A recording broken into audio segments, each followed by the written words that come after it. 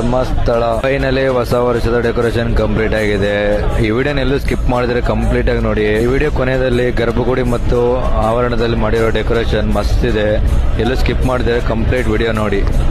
ಈ ಡೆಕೋರೇಷನ್ ಇನ್ನೂ 2 ದಿನ ಇರುತ್ತೆ. ನಿಮ್ಮ ಫ್ರೆಂಡ್ಸ್ ಅಲ್ಲಿ ಯಾರಾದ್ರೂ ಟ್ರಿಪ್ ಹೋಗೋರಿದ್ರೆ ಅವರಿಗೆ ವಿಡಿಯೋ ಶೇರ್ ಮಾಡಿ. ಯಾರಾದ್ರೂ ಹೊಸ ವರ್ಷನ ಭಕ್ತಿಯಿಂದ ಆಚರಣೆ ಮಾಡಬೇಕು ಅಂದ್ರೆ ಧರ್ಮಸ್ಥಳ ವಿಸಿಟ್ ಮಾಡಿ. ನಿಮ್ಗೆ ಒಳ್ಳೆ ವೈಬ್ ಸಿಗುತ್ತೆ. ಹಾಗೆ ಹೊಸ ವರ್ಷನ ಒಂದು ಭಕ್ತಿಯಿಂದ ಆಚರಣೆ ಮಾಡಿ.